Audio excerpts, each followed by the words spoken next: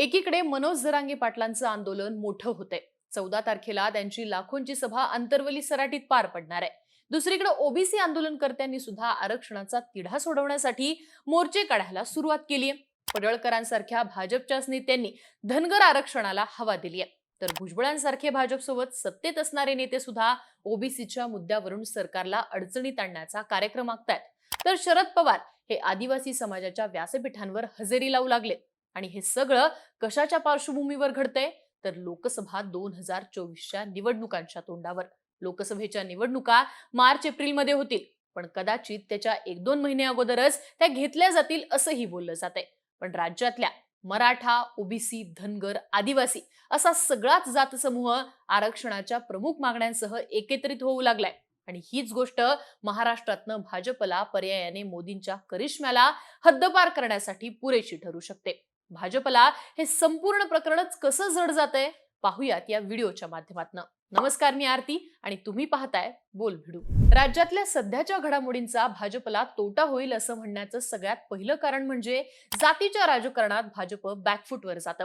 वास्तविक राज्याच्या राजकारणात माधव पॅटर्न जन्माला घालून कमंडल सोबत मंडल जोडण्याची कामगिरी ही राज्य भाजपने केली। पण मोदींच्या कार्यकाळात भाजप आपल्या जुना माधव पॅटर्न पासून कोसो दूर गेलेला दिसतो। पूर्वीच्या जात समीकरणांमध्ये भाजपचं नेतृत्व मुंडे महाजन यांच्याकडे होतं। आता मात्र हेच नेतृत्व एकमुखी देवेंद्र फडणवीसांकडे गेलेलं दिसतंय। त्यातही पंकजा मुंडेंसारख्या नेत्या या बॅकफुटवर गेल्याने भाजप आपोआपच माधव पॅटर्न पासून दुरावलेला दिसतो। सध्याच्या घडीला मराठा मुख्यमंत्री सोबत मराठा ब्राह्मण उपमुख्यमंत्री प्रस्थापित करून भाजपने किमान मराठा जोडण्याची रणनीती आखली असली तरी जेव्हा जेव्हा जातसमूहांचं राजकारण वेग घेतं तेव्हा तेव्हा महाराष्ट्राच्या राजकारणाची नस ठाऊक असणारे शरद पवार हे राजकारण अगदी योग्य पद्धतीने हाताळताना दिसतात। मराठवाड्यातला नामांतराचा प्रश्न ठेवून किंवा योग्य वेळी राजू शेट्टींच्या जातीचा उल्लेख करून शरद पवार योग्य ती चाल खेळत असतात। तुलनेत देवेंद्र फडणवीस असोत वा केंद्रीय नेते असोत, या नेत्यांना महाराष्ट्रातल्या जातीचं हे समीकरण समजून राजकारण करणं अवघड ठरताना दिसतंय। विशेषतः फडणवीसांच्या काळात पक्षापासून दुरावलेला भाजपचा जुना गट हा भाजप सोबत असता तर जातीच्या राजकारणात भाजप किमान बरोबरीचा सामना करू शकली असती। सध्या तरी जातीचं राजकारण सुरू झालं तर शरद पवार, प्रकाश आंबेडकर, छगन भुजबळ असे नेते योग्य वोट बँक आणि ग्राउंड तपासून आपले राजकीय पत्ते ओपन करू शकतात आणि त्याचाच फटका आगामी निवडणुकांमध्ये भाजपला बसू शकतो। राज्यातल्या सध्याच्या घडामोडींचा भाजपला होणारा दुसरा तोटा म्हणजे भाजपचं हिंदुत्व सेकंडरी होऊ शकतं। आजही भाजपची निवडणुकांमधली प्रमुख भिस्त असणार आहे ती हिंदुत्वावरती। हिंदुत्व हे असा हुकमी एक काय ज्याच्या आधारावर भाजप महाराष्ट्राच्या राजकारणात केंद्रबिंदूवर येऊ शकतं। पश्चिम महाराष्ट्रातला मराठा, मराठवाड्यातला मराठा, विदर्भातला मराठा, त्यासोबतच ओबीसी समूह आणि आदिवासी समाज अशा प्रत्येक जात घटकाची जातीची आयडेंटिटी ही दुय्यम ठेवून हिंदुत्वाची आयडेंटिटी प्रायमरी ठेवण्यावरती भाजप प्रयत्न करताना दिसतं। अंतरवली सराटी इथं जेव्हा आंदोलनाने पेट घेतला तेव्हा देखील पुण्यामध्ये हिंदुत्ववाद्यांचा पुकारा करण्यात आला, पण ही कृती भाजपसाठी बुमरँगच ठरली। मराठा समाजाच्या अस्तित्वाचा प्रश्न आल्यानंतर भाजप हिंदुत्व सांगतं असा आरोप थेटपणे मराठा संघटना करायला लागल्या। थोडक्यात जातीचा प्रश्न मोठा झाला तर हिंदुत्ववादी मतांमध्ये मोठ्या प्रमाणात फूट पडते। संपूर्ण मराठा समाजासह ओबीसी समाज आपल्या बाजूने खेचून घेण्याची धमक हिंदुत्वाच्या कार्डमध्ये। पण हेच कार्ड जातीच्या अस्मिता मोठ्या झाल्या तर भाजपला काढता येत नाही।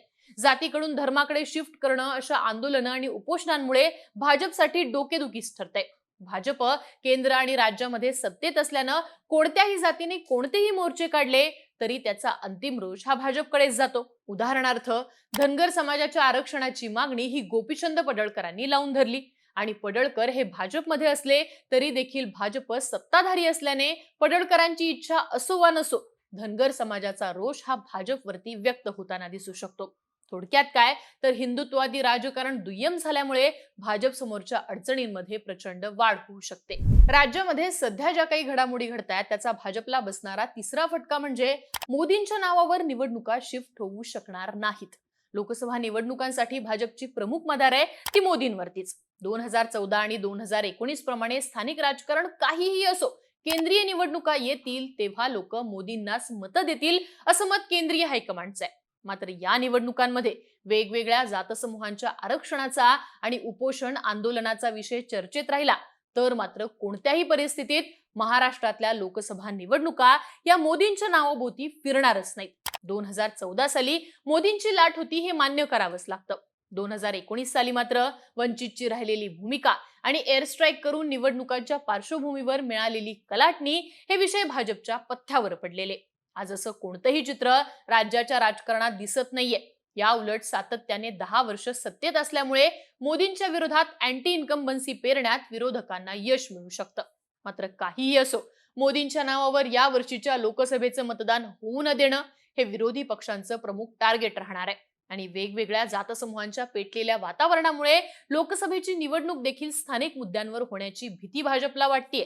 थोडक्यात ही आंदोलनं या मागण्या थांबत नाहीत, त्या थांबवता येत नाहीत, तर लोकसभा निवडणुकीमध्ये मोदींच्या करिश्मा हा वर्कआउट करण्याची मर्यादा भाजप समोर असणार आहे. राज्यामध्ये सध्या जे काही घडतंय त्याचा भाजपला बसणारा चौथा फटका म्हणजे सोशल इंजिनिअरिंग मध्ये भाजप फसताना दिसतंय.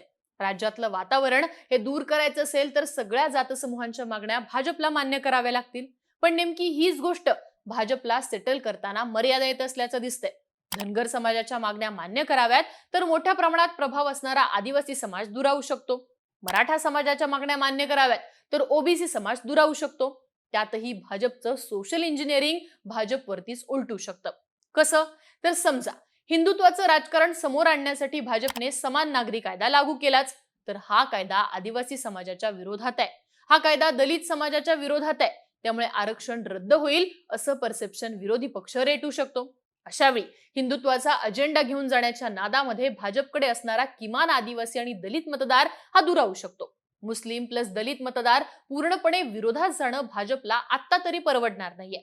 आता या राजकारणावर मात करताना मुख्यमंत्री एकनाथ शिंदे जरांगे पाटलांना मान सन्मान देऊन मराठा समाज जोडू पाहतायत, तर दुसरीकडे उपमुख्यमंत्री देवेंद्र फडणवीस ओबीसी आंदोलनाचा भाग होत आहेत. मात्र अंतिमतः दोनही नेते दोन्हीकडच्या बाजूंचं समाधान करण्याचा प्रयत्न करताना दुसऱ्या समाजाचा विरोधी नेता म्हणून प्रस्थापित होत असताना दिसतात. बेरजेचं राजकारण करताना एकनाथ शिंदे ओबीसी समाजाला वजा करताना दिसतात, तर देवेंद्र फडणवीस मराठा समाजाला वजा करताना दिसतात. मागच्या काळामध्ये दलित मुस्लिम वोट शेअर वंचितच्या माध्यमातून शिफ्ट झाला होता. हे मतदान काँग्रेस राष्ट्रवादी सारख्या पक्षांना झालं नव्हतं. यावेळी मात्र विरोधकांची एकजूट आणि जातसमूहांची बेरजेची वोट बँक मॅनेज करणं भाजपला अशक्य ठरू शकतं. थोडक्यात या संपूर्ण व्हिडिओचं सार सांगायचं तर जरांगे पाटील असोत की छगन भुजबळ, पडळकर असोत की महादेव जानकर किंवा इतर कुठलाही जातसमूह, राज्यातलं राजकारण हे जातीय अस्मितेवर गेलं तर भाजपला लोकसभेमध्ये मोठा फटका बसू शकतो, हे मात्र नक्की. तुम्हाला काय वाटतं? भाजप या जातसमूहांच्या राजकारणात पुरेपूर ट्रॅप झालंय का? तुमची मतं आणि प्रतिक्रिया कमेंट बॉक्समध्ये लिहून नक्की कळवा आणि अशाच माहितीपूर्ण व्हिडिओसाठी बोलबिडूच्या युट्यूब चॅनलला सबस्क्राईब करायला विसरू नका.